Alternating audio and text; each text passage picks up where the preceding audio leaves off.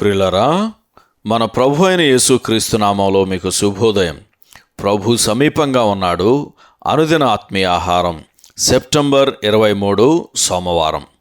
నేటి మన ధ్యాన లేఖనం ప్రకటన గ్రంథం 22వ అధ్యాయము 16వ వచనం. సంఘముల కోసము ఈ సంగతులను గూర్చి మీకు సాక్ష్యమిచ్చుటకు యేసు అను నేను నా దూతను పంపియున్నాను. నేను దావీదు వేరు చిగురును సంతానమును ప్రకాశమానమైన వేకువ చుక్కయునయ్యున్నాను. వ్యాఖ్యానాంశం: క్రొత్త నిబంధన పరిచయం 27వ భాగం, ప్రకటన గ్రంథం. వ్యాఖ్యానాంశం: క్రొత్త నిబంధన పరిచయం 27వ భాగం, ప్రకటన గ్రంథం. వ్యాఖ్యానం: అపోస్తలుడైన యోహానుచే వ్రాయబడిన ఈ ప్రకటన గ్రంథములో నరుల పట్ల దేవుని మార్గముల సారాంశము ప్రవచనాల రూపంలో వివరించబడింది.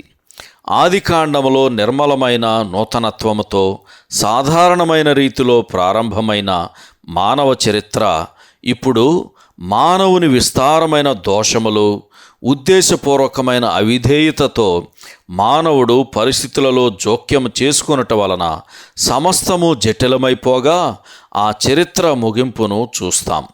కానీ మన గొప్ప దేవుడు మహిమాన్వితమైన ఆయన ఆలోచనను బట్టి నెమ్మదిగా ఆ చిక్కుల వలయమును పటాపంచలు చేసి తన దైవ జ్ఞానము చేత సరైన సమయములో సరైన క్రమములో దానికి తీర్పు తీర్చుచున్నాడు. మొదటి అధ్యాయము 19వ వచనంలో చెప్పబడిన 3 విభాగాలు బైబిలు విద్యార్థి ఈ గ్రంథమును అర్థం చేసుకొనుటకు బహుగా దోహదపడగలదు. ఆ 3 విభాగాలలో మొట్టమొదటిది నీవు చూచిన వాటిని మొదటి అధ్యాయములో చూస్తాం. ఉన్న వాటిని 2-3 అధ్యాయములో చూస్తాం. వీటి వెంట కలగబోవు వాటిని 4-22 అధ్యాయాల్లో చూస్తాం.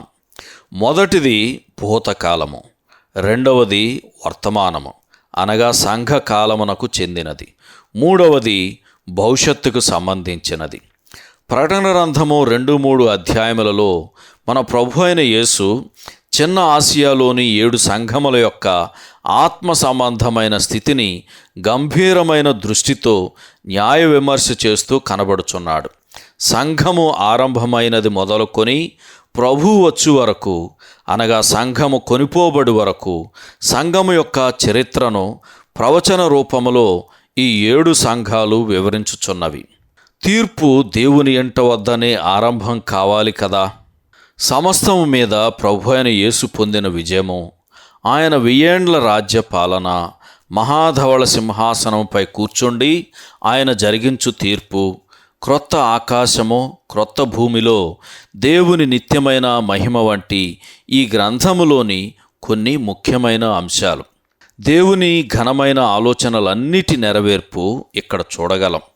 ఈ గ్రంథంలోని మాటలు వినువాడును చదువువాడును ఈ ప్రశస్తమైన సత్యములను గైకొనువాడును ధన్యుడు అని చివరకు దేవుడు పలికిన మాటలు ఈ గ్రంథమునకు ఎంతగానో సరిపోయినవి.